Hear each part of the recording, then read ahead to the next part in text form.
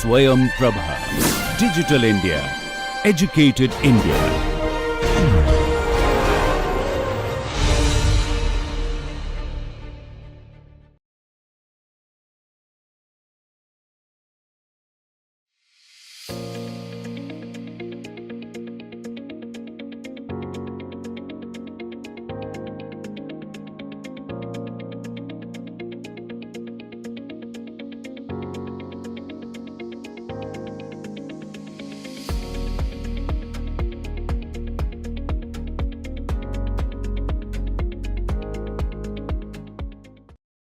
Welcome back.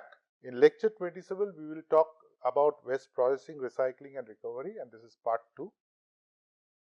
So, the concepts that we will cover are on material recovery facility, small scale material recovery facility, mechanized MRF facilities and processes, screening facilities and processes, air classification facilities and processes, then ferrous metal separation, non-ferrous metal separation, size reduction, and then finally material recovery facility and pre-sorting facility design overall. So, we have already learnt about the basics of material recovery facility. In this particular lecture, we will talk about design of material recovery facilities and what sort of equipment and processes are being adopted. And as we have discussed earlier, depending on the scale of operations and level of mechanization, we will adopt either a manual system of material recovery or a mechanized system, or it could be a mix of both manual and mechanized system. Now, the waste that a material recovery facility receives could be mixed waste or it could be source separated waste. So, it depends, the processes that we will adopt depends on what kind of waste the facility receives, right.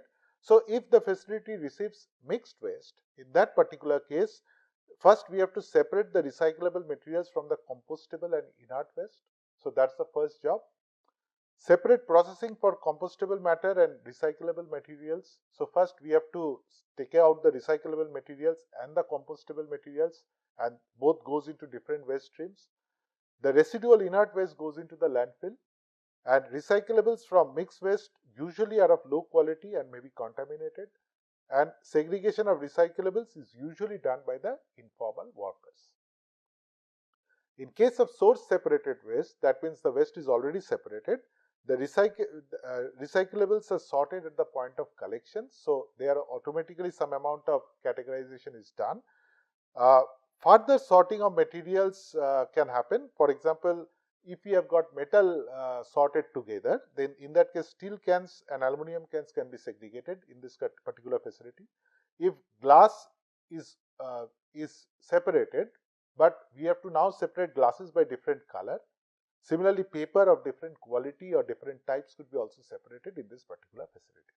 So, the main role of facility is to remove contaminants. That means remove dust, remove your sand, some amount of pebbles from the waste stream. Then we have to bale the waste. We have to shred the waste if required. Then we have to make it into big bales, or we have to flatten or crush the material so that we can make the packaging effective for transport to the processing facility, right. So, this is only if we receive separate waste, right, but usually we receive dry waste and wet waste. So, that means neither we are, these days we receive mixed waste, some plants do receive mixed waste, but we are trying to make our waste into these two categories, dry and wet waste. So, source separation is also not done everywhere, only in few municipalities they do lot of categorization, like the case of Panaji we have discussed earlier. But usually we get dry waste and wet waste. In case of dry waste, the dry mixed waste includes fiber, paper, cardboard, magazines, containers, which also have plastic, glass, metal, different kinds of containers. And so, manual or mechanical separation is done for this kind of waste into different waste streams. And in case of wet waste, we will go for composting or even biomethanation. For that, we have got pre-processing and also post-processing. That means the waste is first pre-processed. Usually, the sorting is done to remove the recyclables and inert and other materials. And post-processing is once the compost is prepared, then also we have to do some amount of processing to take out some of the materials which are larger in size, and then they are again taken to the landfill site, right. So, some post processing is also needs to be done. So, the scale of MRF facilities could be both small as well as large. So, we have already discussed this to a certain extent. So, if it's a small scale decentralized operation, usually the operation is manual, right? Because if you want to install a lot of machines and all, the entire process will become too costly that the total amount of money that you will recover by selling the materials will not be adequate. So, better to use manual sorting practices, and also the kind of waste that we generate in India requires manual sorting, because we require because the organic fractions and the moisture content, all these things plays a role, right? Uh, so, usually this kind of decentralized operations are also owned, managed and operated by informal sectors. So, ULBs do support by financially as well as providing space, maybe some equipment and all, but usually it is owned, managed and operated by informal sector. And the recovered material is sold to intermediaries who supplies the recycling industry, because we are doing it a decentralized operation at the ward level.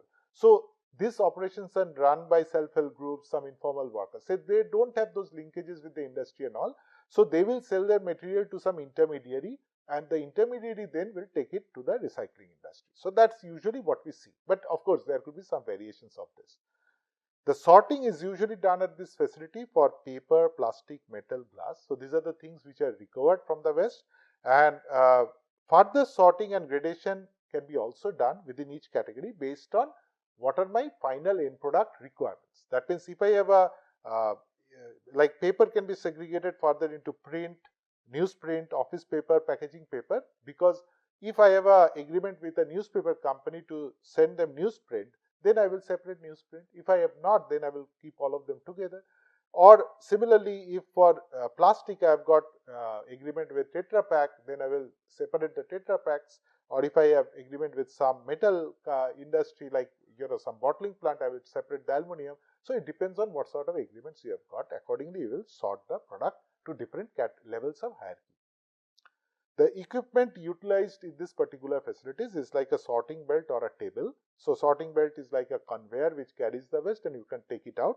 Workers are located on both sides of the belt or table, and hoppers, receptacles for receiving sorted items are located in proximity. So, once you separate the item from the waste stream, some recycling, you have to put it in some container, right? So, that also needs to be, these receptacles needs to be nearby so that people can put them over there. So, over here you can see a table. This is not from India, but from some other country. And so, here you see that these are the sorting rates.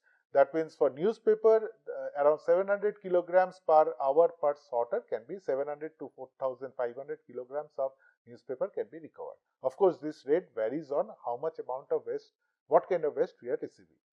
Now, glass containers, it is 400 to 800 kilograms per hour per sorter.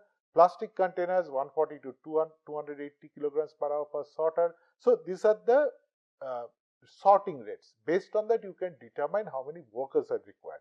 Similarly, the efficiency of recovery could be also determined from for each of this. So, some of this shows you an example. So, this could be also worked out for Indian facilities or Indian conditions, depending on waste, depending on people. This kind of rate should vary, but this has to be sorted out or determined, so that using this kind of design parameters, we can design the MRF facilities. Now, coming to mechanized MRF facilities and processes. So, where manual sorting is not possible, we are getting a huge quantity of waste, and the waste is relatively segregated and all. In that case, we can go with mechanized facilities. Now, it is efficient for large quantity of material, and configuration of MRF processing line is as per the received waste. Based on the different kinds of waste that we receive, what kind of fractions are there for plastic, paper, what are their densities, what are their characteristics, what is the moisture content. Accordingly, we will be designing the overall MRF processing line. It's an industry, right? So, if there is a lot of moisture, we have to first dry it by blowing hot air. So, once it is dried up, then we can put it into a waste stream, then we can separate the metals, we can separate the non-ferrous metals by using magnets, non-ferrous metals using some other mechanisms. Then we can separate the papers. So we have to, like papers and plastics are lighter. We can pass the waste through air stream so that the lighter fractions and the heavier fractions get separated. So there are so many mechanical processes that we can adopt. So equipment design, size, complexity and cost depends on the nature and utility of the material recovered and the degree of source segregation. So that means we can separate anything. Of course, the complexity of the equipment or the cost of the equipment would be high. So if I cannot recover that kind of money by selling the recyclables, what's the point of investing so much money in the recycling equipment and all?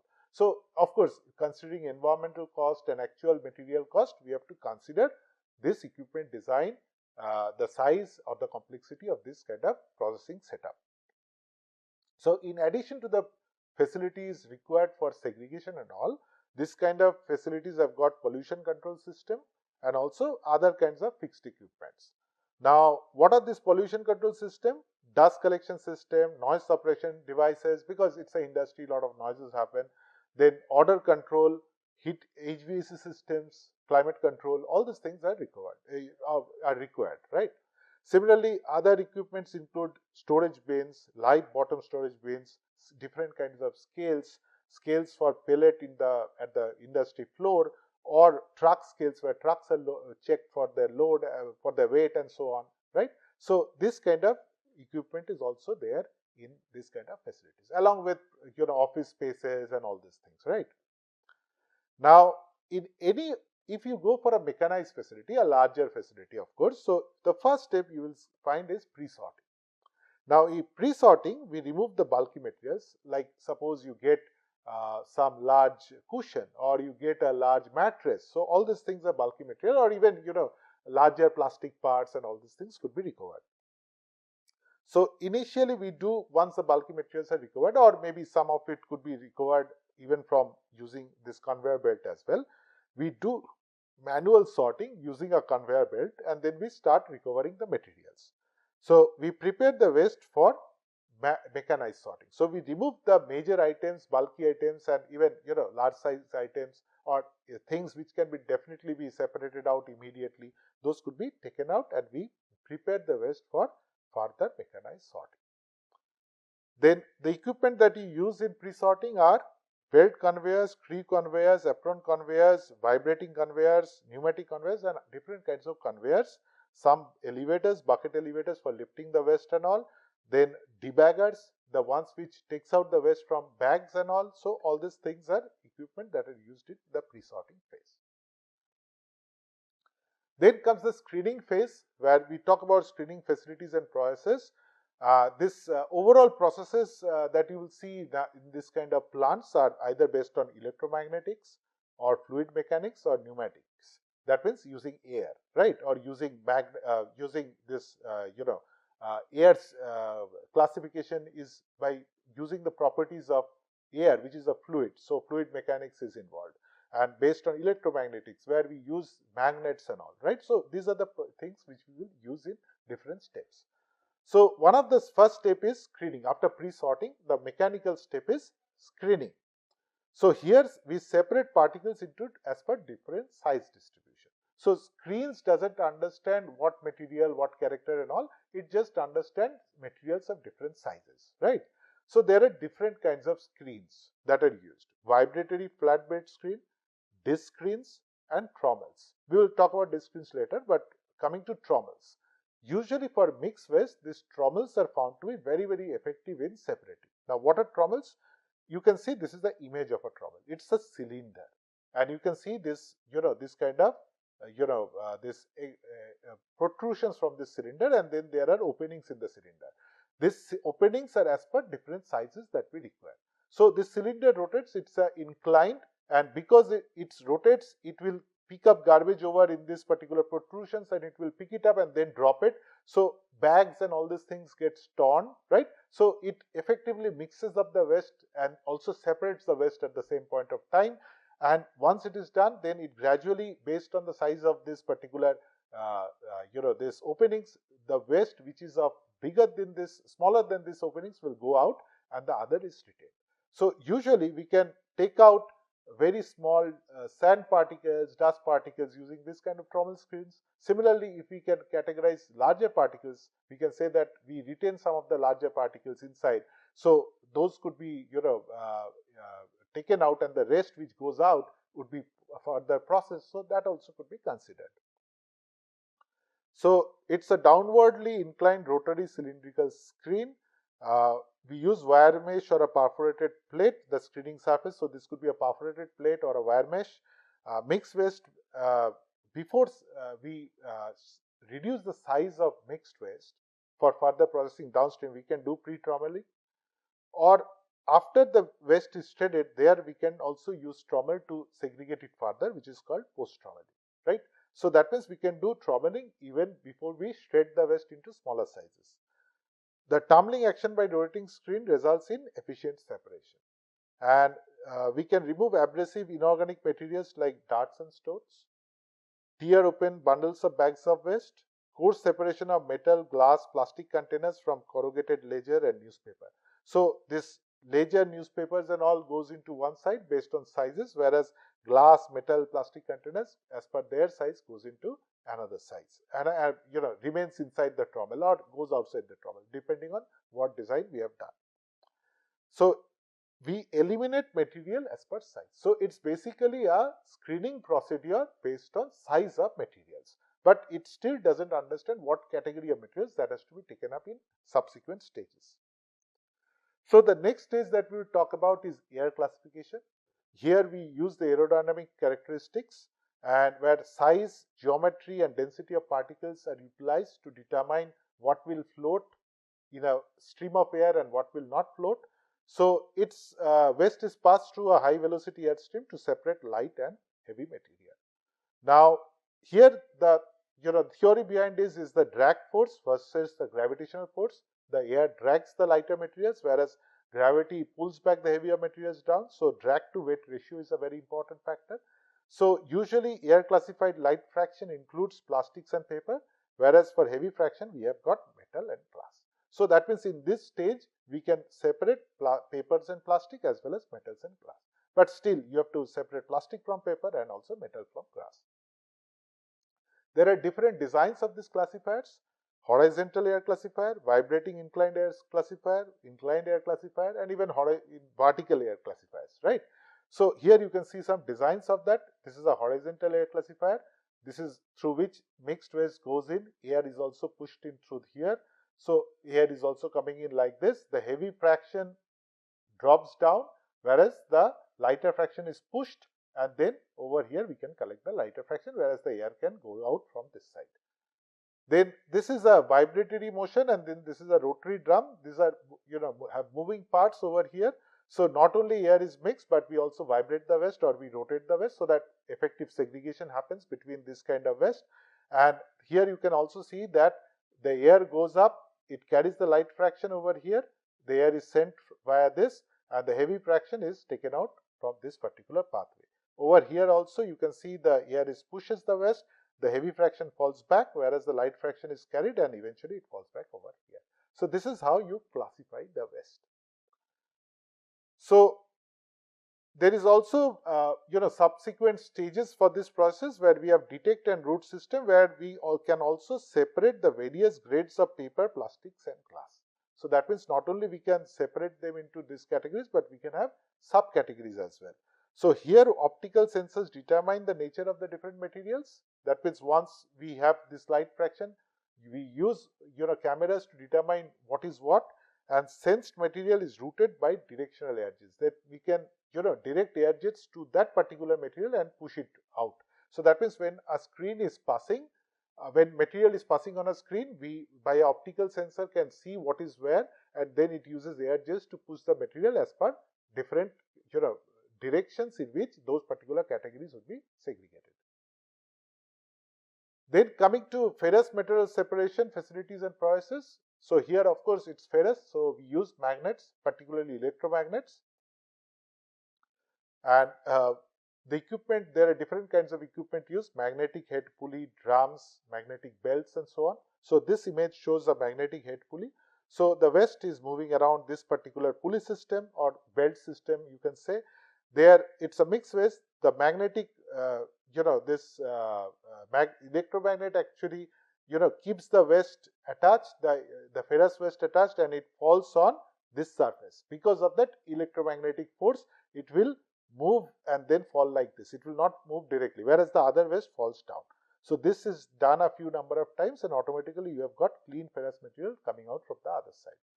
Now this image shows a magnetic belt type of equipment, where magnetic belt attracts the magnetic particles and carry them on the belt surface, while non-magnetic particles falls away. As you can see, this is the magnetic belt which carries on this material, whereas the other material falls downwards. Then for non-ferrous metal separation facilities like aluminum, copper, lead, nickel, and other precious materials, where these are all commingled together as metal waste. So here we now have to separate them. There are different processes for that. Either we can use a rotating disc separator. Again, this is a screening system. So we are doing a screen. We are using a screen to separate the material as per size, or we can use something called a AD current separator. Now, AD current separator, usually what happens, there are more costlier processes, but these are not commercially feasible. But AD current separator is a commercially feasible process for separating metal. And what it does is it ejects aluminum and other metals from a moving waste stream via force exerted by electromagnetic flux generated. Each of these metals generate different kinds of electromagnetic flux, and that is used to separate the material. Right, so like you said, there are separate electromagnet set, and as per each magnet different flux would be generated, and that will separate different kinds of material. Whereas the rotating disc separator, it is usually used in separation of inorganic materials from refuse derived fuel fractions, but we can also use it over here. It includes evenly spaced shafts in a horizontal plane, and these are fitted with this disc, and interference patterns from openings allowing small size particles to pass through this particular disc. So these are the different discs that you can see over here in this image. So the movement of this disc happens simultaneously, and within the gaps the particles pass through, and all shafts rotate in the same direction, and the particles will pass through this, and then we can get the separated material.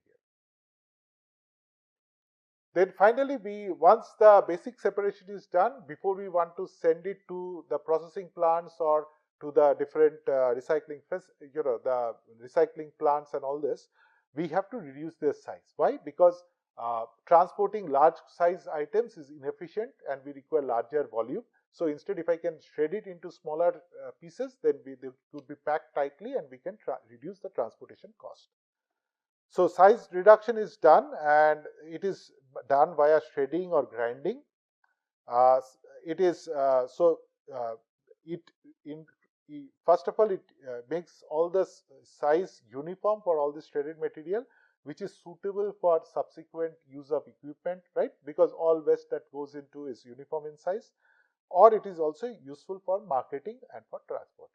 So for example, in biomethanation plants, you will see that the waste is shredded and then put into the biomethanation digester.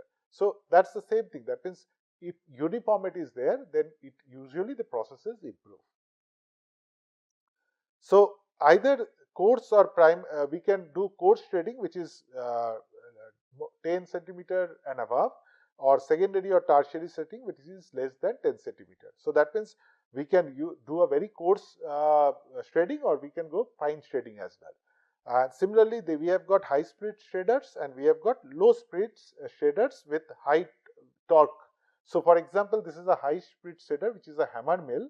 So you put the material from the top, and you can see this kind of rotating tooths, which will grind the material into the smaller pieces. So this is run by a motor, and there is a belt drive which drives this entire shaft, and automatically the materials are shredded into smaller pieces. So this is a very high speed mechanism, whereas this is a low speed mechanism. This is a shear shredder, and but here the torque is very high.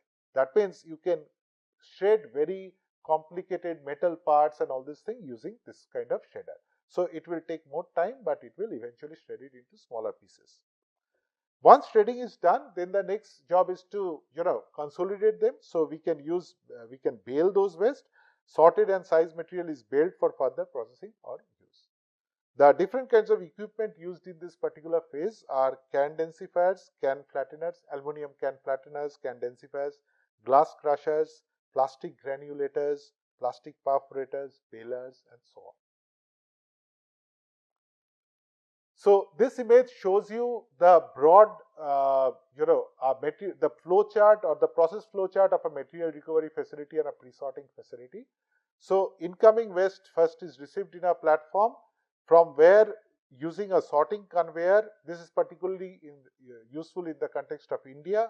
You will first do manual sorting, maybe glass bottles, batteries, bulky items like mattresses, basket, FRP, buckets, all these things could be taken out. So, this separate dedicated bins should be made available so that this kind of materials could be stored in there. And combustible drivers like mattresses, basket, etc., this should be immediately shredded and then sent to the RDF line. Okay. So the next, once the basic sorting is done, now we can go for mechanical sorting, where a trommel screen is utilized, where we use a small perforation of 10 to 16 millimeter, which will remove the inert material.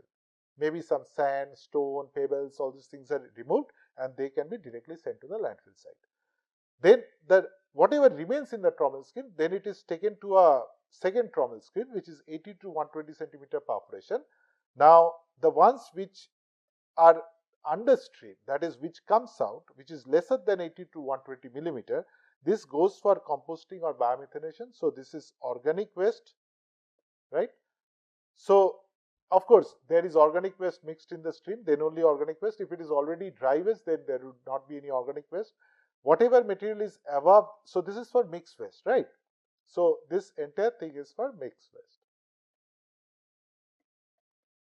So whatever remains, 80 to 120 millimeter plus size material. So we can understand this would be larger size material, and most likely these are not organic material, these are inorganic materials. So then we would use eddy current for non-ferrous metal items. We use eddy current as we have learnt earlier, like we use this eddy current separators. And for ferrous metal items, we use magnets or permanent or electromagnetic band magnets and so on. So we can use to separate this ferrous metals. So once this ferric and non-ferrous metals are separated, then they can be taken to shredding, where they are first dried, and then we go for secondary shredding, making it into smaller size particles. Then using air density separator, we can have light fraction can be sent to the RDF facility and heavy fraction goes into the sanitary landfill. So whatever is remaining out of this, after removing the metals, whatever remains, they are dried, they are shredded, and finally we separate it out. So one part goes into the RDF facility, the light fraction, whereas the heavy fraction goes into the sanitary landfill site. So this is a typical process flow chart of a material recovery facility, which is suitable for mixed waste in the Indian condition, and this can receive around 500 tons per day of waste. Now, if we get dry waste or wet waste separately, that means instead of getting mixed waste, we are getting just dry waste. So that means this doesn't have organic content. Here what we are doing, first it comes to a weigh bridge, we measure the waste, we stored the waste in a receiving platform. From there it is put in a sorting conveyor, which manual sorting could be done. Once the sorted waste is then sent to a trommel screen, two sets of trommel screen can be used. The first set could be a 10 millimeter perforation, the smaller one. This takes out the dust and the grit and the stones which goes into the landfill site. These are inert waste. The 25 millimeter perforations, these are the ones which are coming out of that. That means these are checked and again put back into the appropriate line. We will see what material it is and then we can check it, or some can even go to the landfill. The ones which remains goes for primary shredding. Then we dry it using hot air, and then it goes. Then after magnet we can separate the ferrous metals, and then secondary shredding using air density separator. We can separate it into plastic, paper, and so on. And finally, it goes into storage. This is for dry waste. In case of wet waste, same thing, weigh bridge, receiving platform, sorting, conveyor, bag shredder. So this plastic bags are shredded, then put in a conveyor belt, and once whatever comes out, we can put it. We first do composting. We do it for 3 weeks aerobic composting, and then for 2 weeks we can do covered composting, or we can do curing of the waste as well. More or less, this is the composting process. We will discuss that in detail later on. So whatever is composted, then we put them again via trommel screen, 35 millimeter trommel screen first, and then a 16 millimeter trommel screen. This results in larger materials which can be again sent back to the landfill site. The smaller material, some of it could be used as composting cover and all. So we will discuss this in detail later on. And finally, whatever remains is cured, and we can then pack the compost, and we can bag it, and we can sell it, right? So before we curing is done, we can again run the post processing, or we can use a trommel screen again with a 4 millimeter trommel screen. So the compost would be very fine quality compost is then taken out, and then we are bagging it, and then we are packing it and marketing it, right? So this we will discuss later in detail when we learn composting. So this is the typical layout of a pre-sorting facility, material recovery facility and a pre-sorting facility. So you can see that this is the place where sorted already, segregated waste is coming, or sorted waste is coming. So this is the paper tipping floor. So here paper is unloaded. Here the containers are unloaded. So here my job is to separate different kinds of container: glass container, metal, aluminum container, and other kinds of container, right? Whereas here different kinds of papers are sorted. So first we put the waste into these hoppers where the waste is loaded, and from the hopper it goes into the sorting platforms, the conveyor belt. This is the sorting platform. So once the waste is sorted, we can bale the waste, right? We can make them into big bales or big rectangular packs, and then we can sell it, or we can transport it to the further recycling facilities. In case of container tipping, you can see there is a sorting platform, and then this is the plastic granulator. So here these are the infeed hoppers, and we have got magnetic separators, we have got different kinds of screens, and using this we can have glass segregated, which is green, amber, clear. These are the three kinds of glass. Then here we have got aluminum densifiers. So this is where aluminum is being separated. This is where plastic granulators. So this is where plastic is being separated. So this is the overall layout of a typical material recovery facility and pre-sorting facility. So along with that, we have got personal facilities and maintenance facilities, offices, loading facilities. All these things are also there. So these are some of the references you can study. To conclude, in India, mechanization is usually employed at the post-screening stage, whereas manual sorting is done at the pre-processing stages. Extensive mechanization is costly and may not justify the income from the recovered and recycled products. So accordingly, we have to decide on the overall recycling or the material recovery process. Thank you.